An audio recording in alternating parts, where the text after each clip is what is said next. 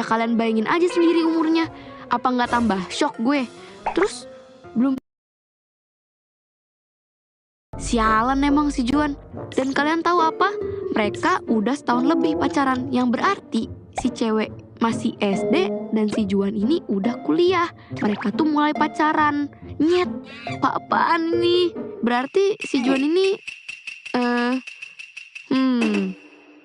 by the way, sekarang hitungannya si Juan ini udah mau masuk sebagai mahasiswa semester akhir.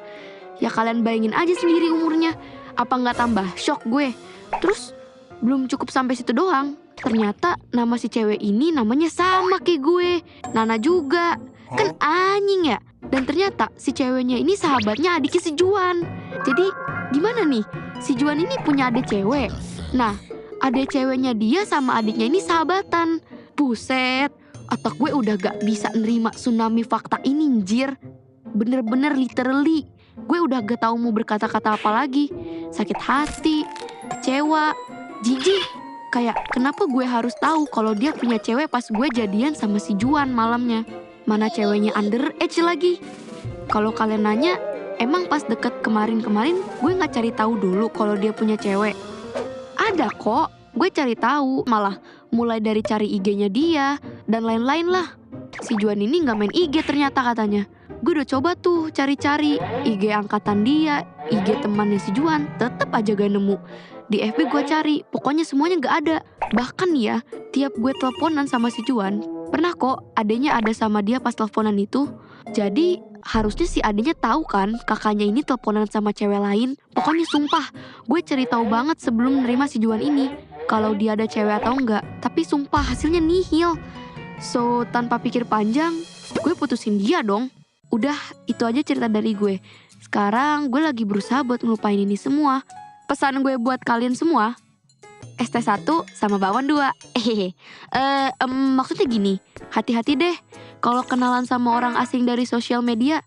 Jangan langsung percaya, apalagi buat mulai hubungan lebih dari temen. Semoga ceweknya si Juan ini cepetan sadar deh kalau cowoknya tuh manusia brengsek. Hula, kenalin, gue Nabila.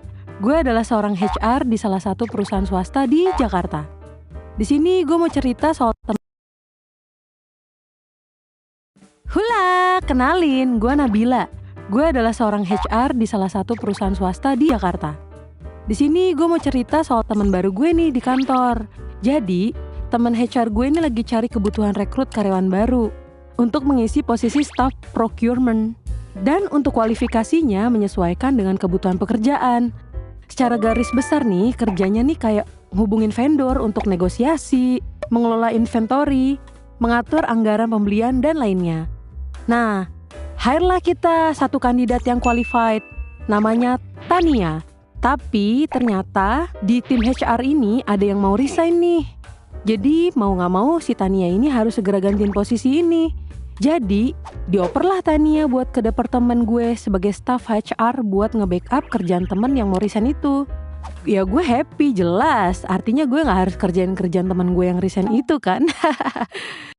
Oh iya, gue mau jelasin nih perawakan Tania ya. Jadi Tania ini kecil, imut, tapi raut mukanya tuh selalu kelihatan lelah dan kurang tidur gitu. Dia juga pendiam, rajin, dan kerjanya bagus. Set-set gitu dah. Saking pendiamnya nih, kadang kita sampai segan ngajakin dia bercanda. Beberapa kali diajak main pas pulang kerja, dia gak pernah mau. Diajak pulang bareng sama temen yang angkotnya sejurusan, juga gak pernah mau. Dia selalu pulang belakangan, di saat orang-orang pada pengen tenggo. Pokoknya kelihatan banget deh dia jaga jarak sama kita. Ya kita mikir, mungkin dia emang orang introvert akut kali ya. Nah ada kejadian lucu nih. Dia pernah kebawa mainan anak kecil gitu. Pas gue lihat dan gue nanya, mainan siapa itu mbak? Dia pun bilang, oh ini mainan tetangga aku yang main ke rumah kemarin mbak. Mbak Tania bawa boneka kecil gitu, yang kalau dipencet ada suara papa, mama gitu. Pas gue lihat dan spontan bilang, ih lucu. Dia langsung buru-buru masukin boneka itu ke tasnya dan bilang, aku seneng koleksi boneka kayak gini.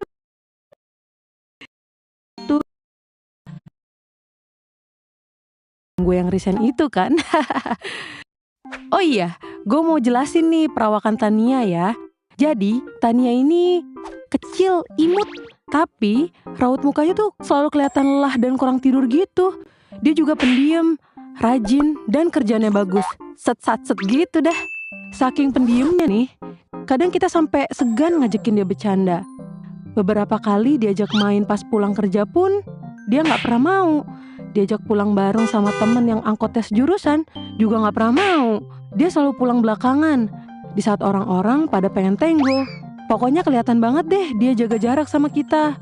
Ya kita mikir, mungkin dia emang orang introvert akut kali ya. Nah ada kejadian lucu nih. Dia pernah kebawa mainan anak kecil gitu. Pas gue lihat dan gue nanya, mainan siapa itu mbak? Dia pun bilang, oh ini mainan tetangga aku yang main ke rumah kemarin mbak. Pernah juga nih Mbak Tania bawa boneka kecil gitu, yang kalau dipencet ada suara papa, mama gitu.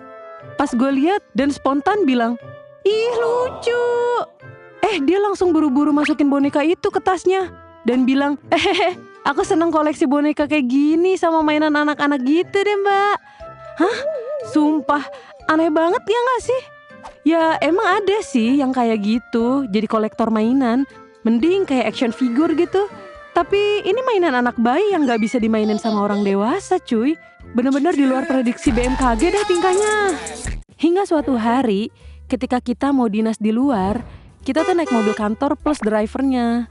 Tujuan gue mau ke bank, sedangkan dia mau ke kantor jam sostek. Tiba-tiba driver kantor bilang gini, Mbak Tania, kalau pulang kerja kenapa masnya nunggunya di ujung? Jauh loh itu mbak. Dia tiba-tiba pucet dan gelisah. Padahal respon gue ya biasa aja. Paling juga pacar kan pikir gue. Terus nih, ada selentingan lain yang beredar kalau Mbak Tania ini udah menikah dan punya 1 anak. Padahal di data karyawan dia menyebutkan dan tercatat kalau dia single. Karena masih menduga-duga ya kita biasa aja. Pernah nih, suatu hari Mbak Tania izin dadakan buat pulang cepet. Kita sebagai teman kantornya nanya dong apa yang terjadi. Mukanya tuh panik dan lemes soalnya.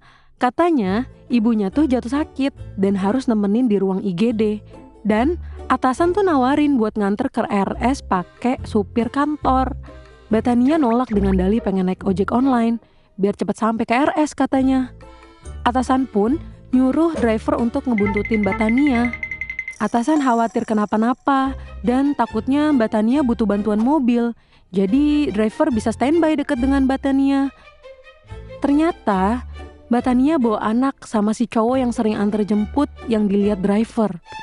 Pas sampai rumah sakit, driver turun dan nanya ke bagian administrasi. Ternyata itu anaknya Mbak Tania. Driver pun laporan apa yang dia lihat tadi ke atasan.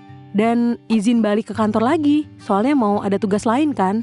Atasan gue kaget banget. Kok kenapa harus bohong ya? Kan jadi menghilangkan kepercayaan dari rekan kerja dan atasan jadinya. Di kantor gue, di setiap lowongan untuk posisi bagian operator, emang diutamakan yang belum menikah.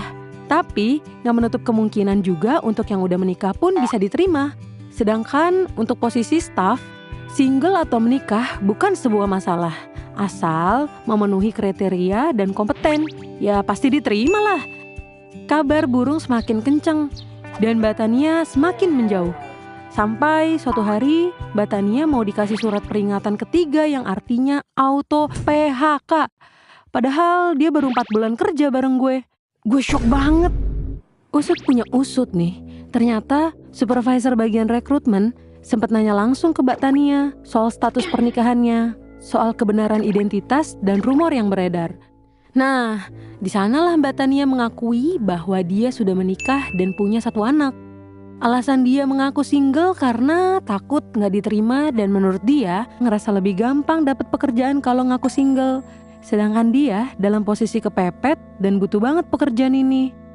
Nah, di sini nih teman-teman pun jadi sering nyindir gitu pas lagi makan siang di pantry atau saat diskusi sama teman-teman. Tiba-tiba ada nyeletuk gitu.